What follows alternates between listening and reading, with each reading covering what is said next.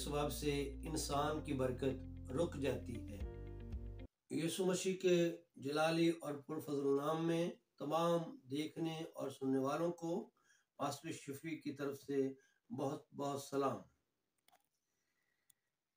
हम खुदाम के जिंदा कलाम में से अपनी नसीहत और तरबियत के लिए एक हवाला पढ़ेंगे। हम खुदा के कलाम में से पढ़ेंगे इमाल की किताब और उसका 3 बाब और उसकी हम 19 आयत का मुतालिया करेंगे। खुदा के कलाम में यूं लिखा है, बस तौबा करो और रजू लाओ ताकि तुम्हारे गुनाह मिटाए जाएं और इस तरह खुदाम के हुजूर से ताजगी के दिन आए। खुदा के कलाम के पढ़े, सुने और समझे जाने पर खुदाम की खास बरकत हो। आमीन। मेरे अज़ीज़ों, हमने जो हवाला खुदाम के कलाम मुक़द्दस में से पढ़ा है, इसमें 4 बातों का जिक्र किया गया है। 2 बातें इंसान के लिए हैं जिन पर इंसान को अमल करने का हुक्म दिया गया है, और उसके बाद 2 बातें ऐसी हैं जिन पर खुदा इंसान के लिए अमल पैरा होता है। और हमने देखा है कि लिखा है, बस तौबा करो और रजू लो। पहली बात तौबा की है कि इंसान अपने गुनाहों से तौबा करे। और हम देखते हैं खुदा के कलाम में से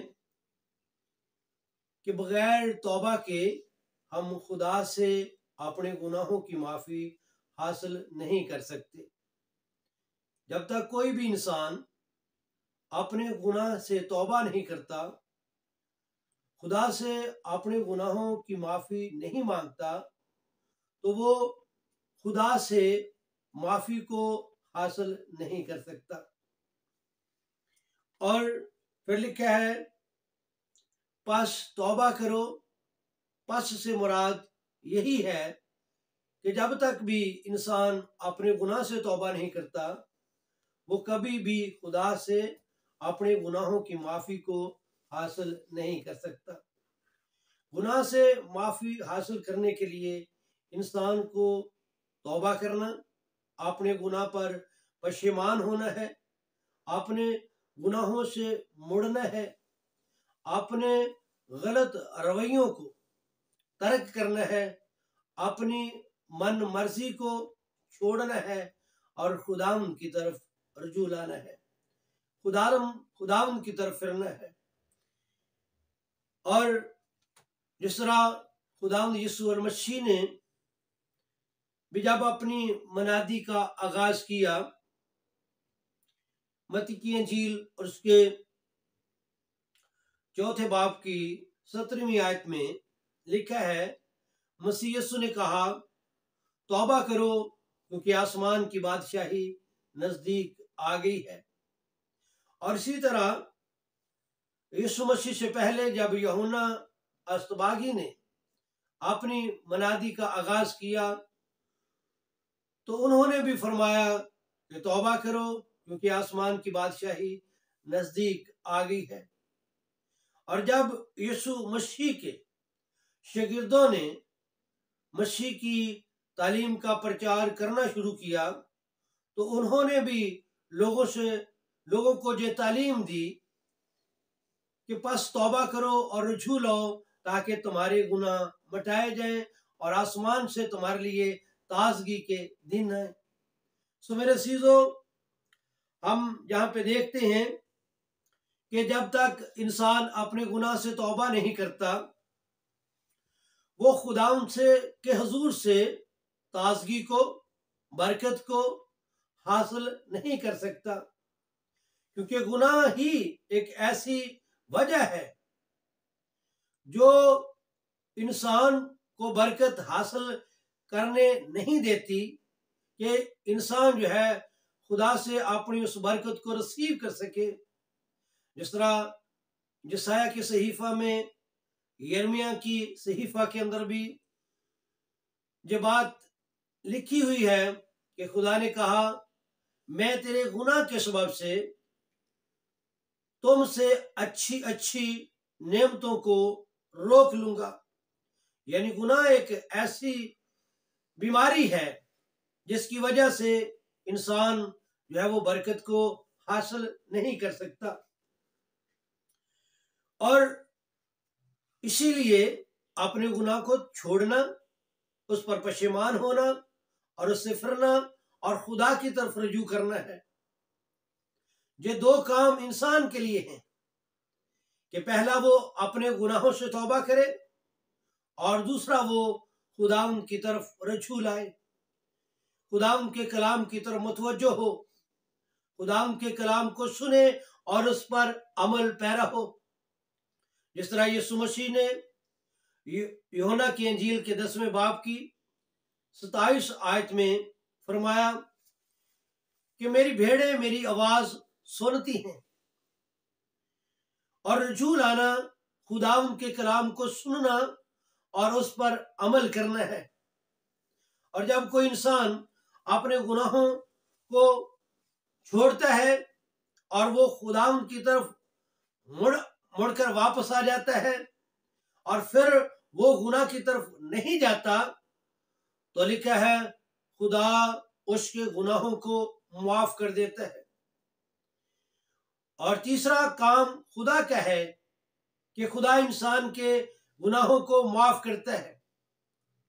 अगर हम यशायाह नबी का सहीफा पढ़ते हैं तो उसके पहले बाब की 18वीं आयत में लिखा है, तुम्हारे गुनाह किरमसी भी क्यों ना हो, वो बर्फ की मानद सफेद हो जाएंगे। जब इंसान अपने गुनाह से तौबा करता है तो उसके कितने भी बड़े गुनाह क्यों ना हो, खुदा उसके गुनाहों को माफ कर देता है।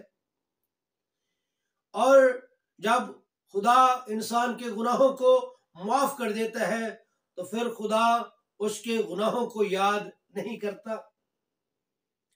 सो मेरे असीजों, इसी तरह खुदा का बंदा मुक़द्दस दाऊद, मर्द खुदा, मर्द ईमान, फरमाते हैं 32 ज़बूर की पहली आयत में कि मुबारक है वो शख्स जिसकी खता बख्शी गई और जिसका गुनाह ढांपा गया। यानी जब इंसान अपने गुनाह से माफी हासिल कर लेता है, खुदा उसके गुनाहों को माफ कर देता है, तो इंसान खुदा की नजर में मुबारक बन जाता है। और जब इंसान खुदा की नजर में मुबारक बन जाता है तो खुदा आसमान के दरीचों को बरकत के लिए उसके लिए खोल देता है और खुशहाली के दरवाजे खुल जाते हैं। जिस तरह लिखा है कि तुम्हारे गुनाह मिटाए जाएं और इसी तरह खुदा के हुजूर से ताजगी के दिन आए।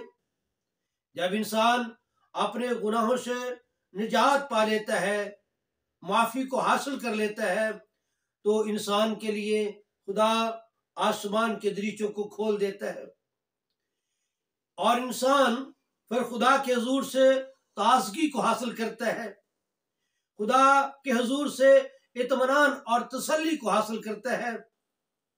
जो इंसान परेशानियों के अंदर जिंदगी गुजारता है उसको सुकून मिल जाता है और वो खुदावंद में रूहानी इत्मीनान और तसल्ली पाता है अपने गुनाहों से माफी हासिल करने के बाद।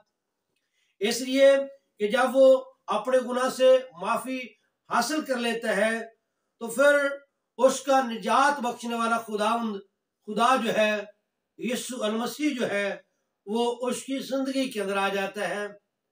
जिस तरह के हम 23 ज़बूर की पहली आयत को जब पढ़ते हैं तो वहां पर लिखा है, खुदावंद मेरा चौपान है, मुझे कमी ना होगी। जब इंसान की जिंदगी के अंदर गुनाह होता है तो गुनाह इंसान को खुदा से दूर कर देता है, और गुनाह ही की वजह से इंसान उन बरकत को खुदा से हासिल नहीं कर सकता जो खुदा उसे देना चाहता है।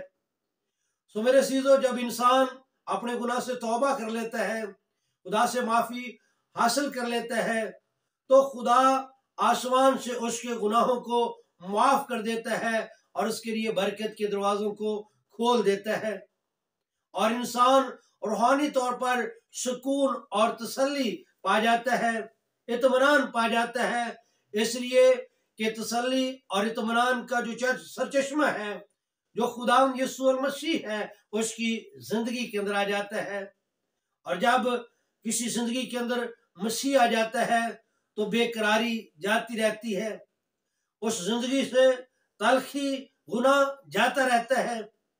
और जब यीशु मसीह किसी जिंदगी के अंदर आ जाता है तो फिर उसकी जिंदगी के अंदर खुशी आ जाती है, शादमानी आ जाती है, निजात आ जाती है, क्योंकि यीशु मसीह ही निजात है, यीशु मसीह ही तसल्ली है, यीशु मसीह ही हमारा रूहानी सुकून है।